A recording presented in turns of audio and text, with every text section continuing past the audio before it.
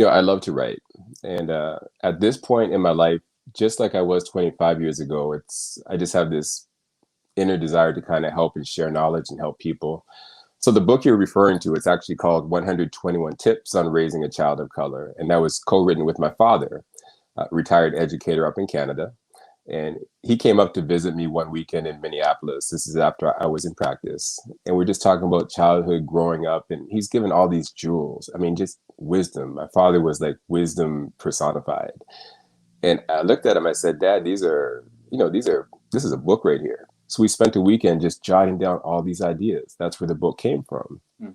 And we did well with it, got in Barnes and Noble, did a little book tour, all these kind of things. I still sell probably 50 copies a year, just people that have had past copies or want to buy a new copy for their kids or their grandkids, those kind of things.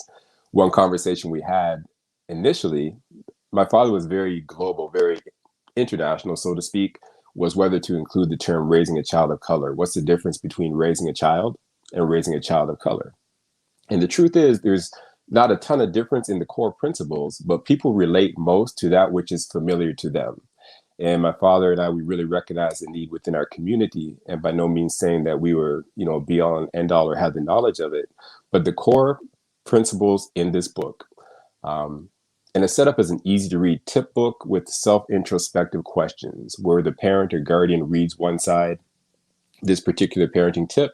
The other page is, am I doing this to the best of my ability for the betterment of my child or my whoever I'm taking care of type of thing.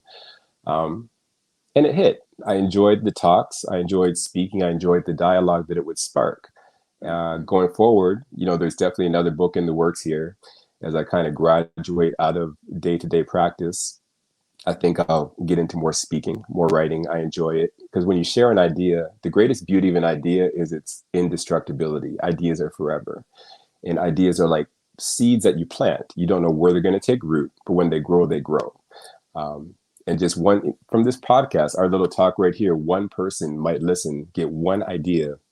That might be the spark for them that makes them the next, who knows what. The greatest thing is going to help so many people. So that's just cool to me.